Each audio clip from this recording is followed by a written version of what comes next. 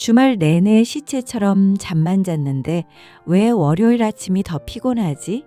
영양제도 먹고 보약도 먹는데 몸이 물 먹은 솜처럼 무겁네. 여러분, 혹시 이런 생각 자주 하세요?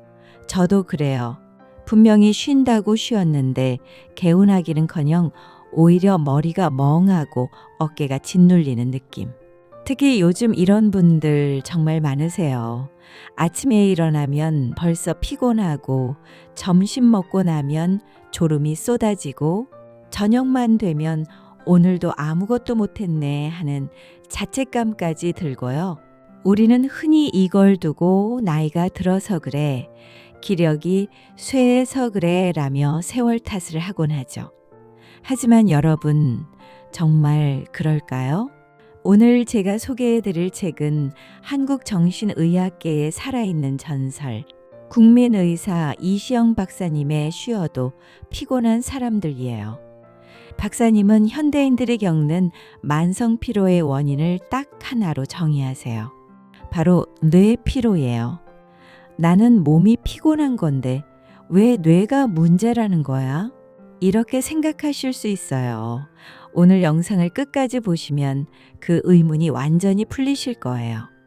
왜 아무리 자도 피곤한지, 뇌가 지치면 우리 몸에 어떤 일이 벌어지는지, 그리고 돈 한 푼 안 들이고 뇌를 완전한 휴식으로 이끄는 비법까지 모두 알려드릴게요. 구독과 좋아요 한번 눌러주세요. 당신이 피곤한 진짜 이유, 뇌 피로의 정체. 도대체 우리는 왜 쉬어도 피곤할까요? 이시영 박사님은 단호하게 말씀하세요.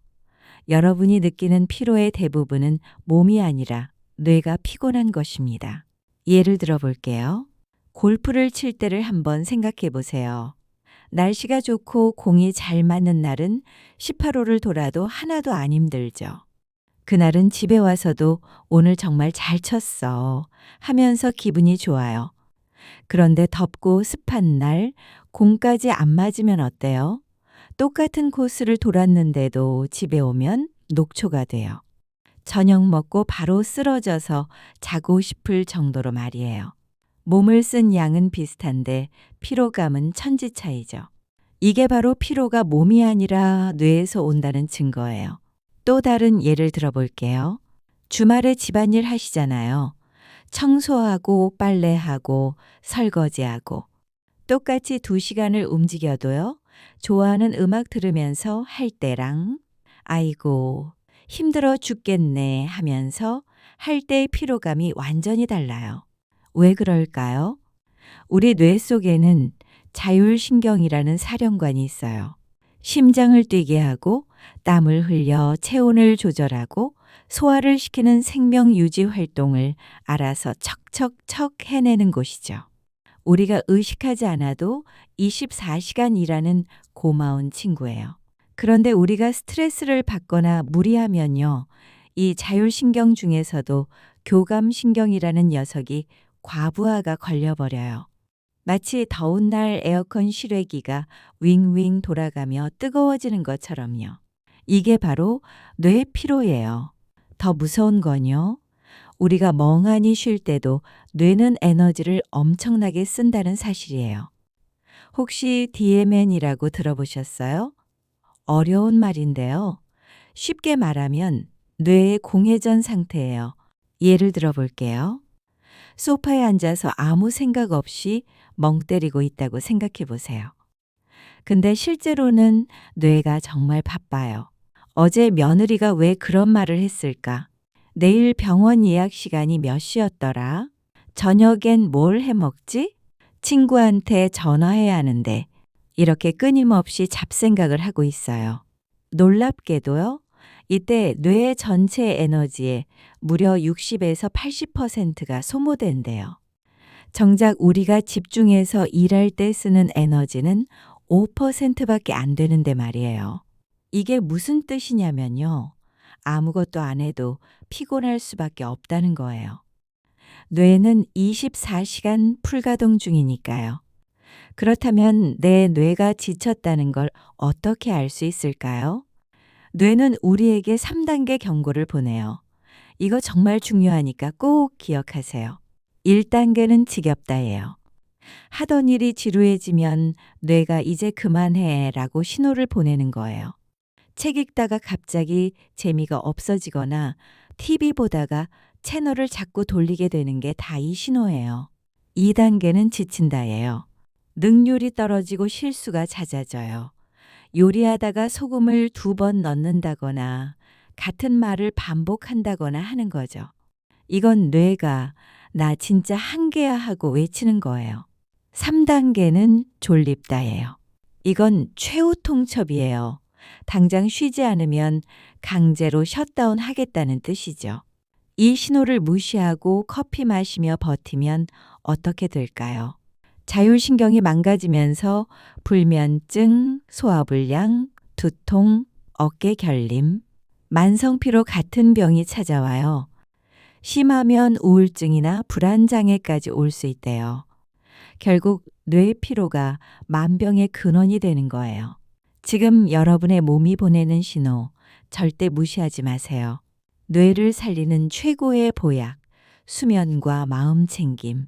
그렇다면 이 지친 뇌를 어떻게 회복시켜야 할까요? 가장 강력한 치료제는 역시 잠이에요. 하지만 그냥 자는 게 아니라 잘 자야 해요. 우리 뇌는 깨어있는 동안 활동하면서 각종 노폐물을 만들어내요. 이 찌꺼기들이 치매의 원인이 되기도 하죠. 그런데 우리가 깊은 잠에 빠지면요. 뇌세포가 수축하면서 공간을 만들어 이 노폐물을 싹 씻어낸대요.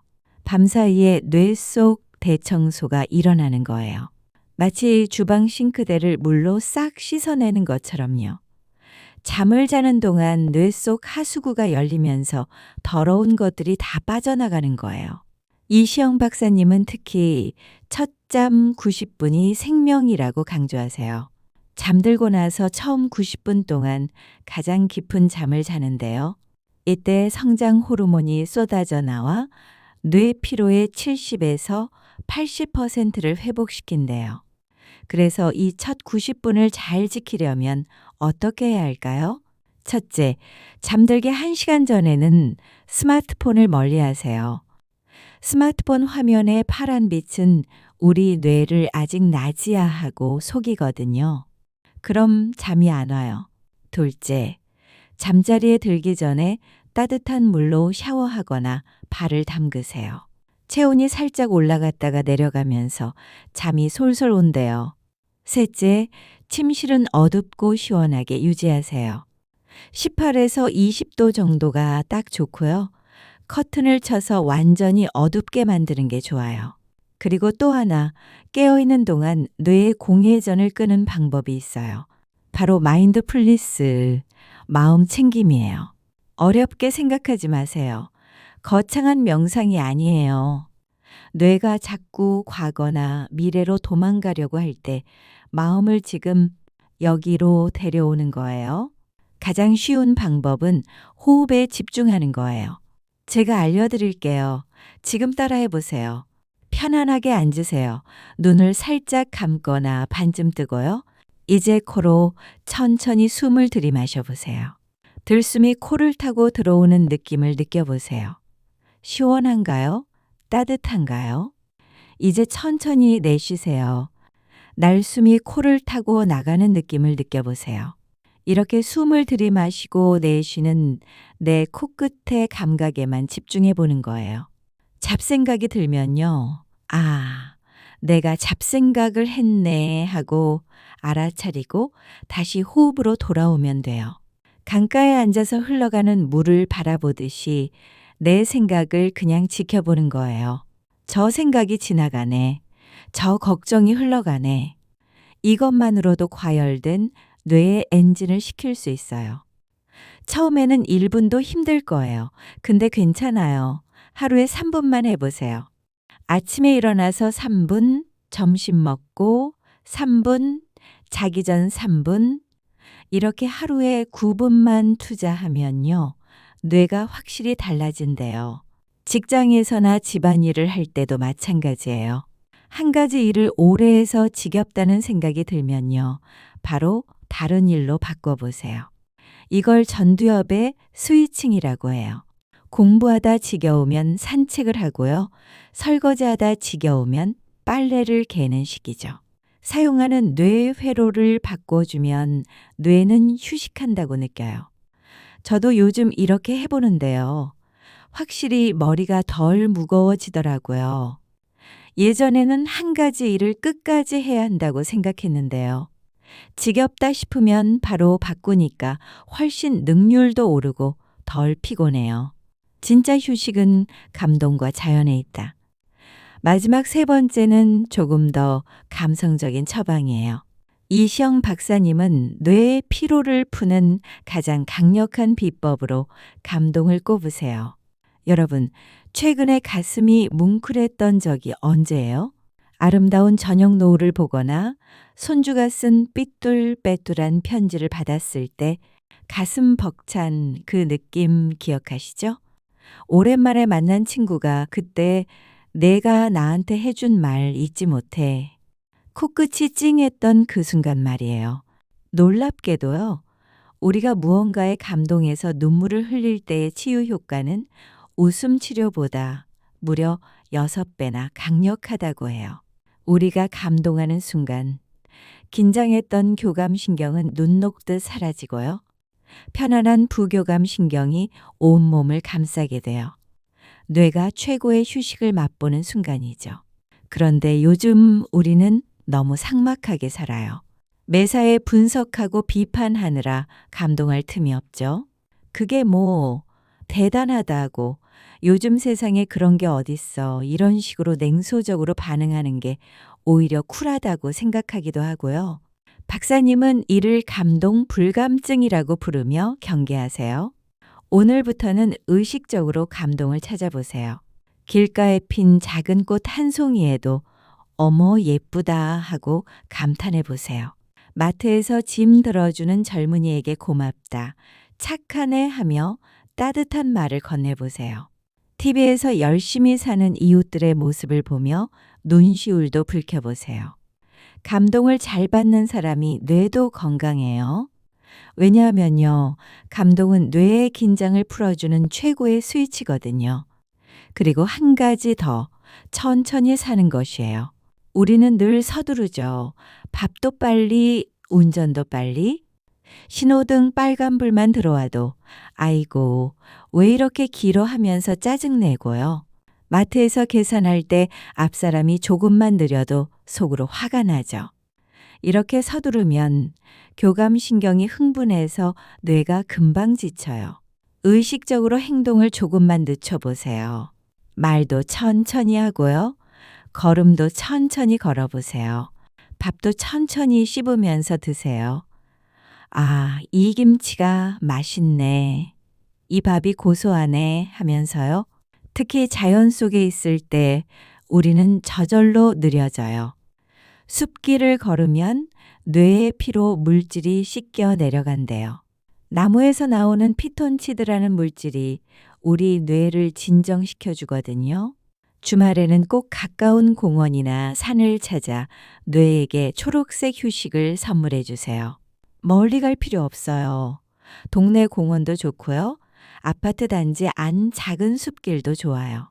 저도 요즘 아침마다 동네 공원을 산책하는데요.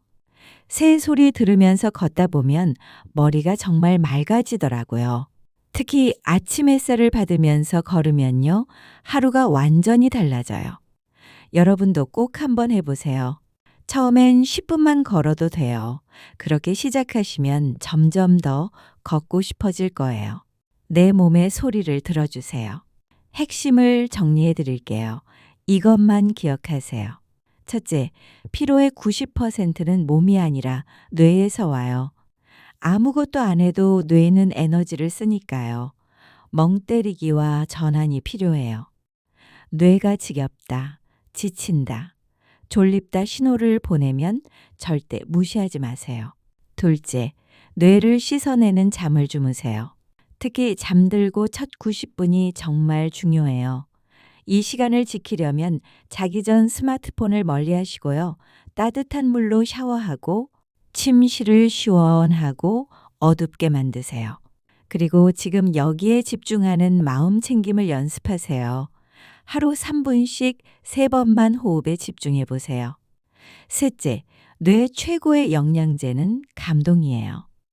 작은 일에도 어머, 예쁘다, 고맙다, 참 좋다 하며 감탄하세요. 그리고 자연 속에서 천천히 걷는 여유를 가지세요. 여러분, 자동차도 엔진이 과열되면 시동을 끄고 식혀줘야 다시 달릴 수 있잖아요. 하물며 우리 몸의 엔진인 뇌는 오죽할까요? 지금 피곤하다, 지겹다는 생각이 든다면요. 그건 여러분의 뇌가 보내는 간절한 구조 신호예요. 주인님, 저 좀 살려주세요 하고 외치는 비명이에요. 그 소리를 더 이상 외면하지 마세요. 오늘 하루 나를 위한 감동의 시간을 만들어 보세요. 퇴근길 아내에게 줄 장미 한 송이를 사거나 나를 위해 따뜻한 차 한 잔을 마시는 여유. 그 작은 감동이 여러분의 뇌를 다시 태어나게 할 거예요. 오늘 영상이 지친 여러분의 삶에 작은 쉼표가 되었으면 좋겠어요. 내용이 유익하셨다면요. 주변의 친구나 가족들에게 이 영상을 꼭 공유해 주세요. 구독과 알림 설정 잊지 마시고요. 다음 시간에도 더 건강하고 유익한 책 이야기로 다시 찾아올게요. 감사합니다.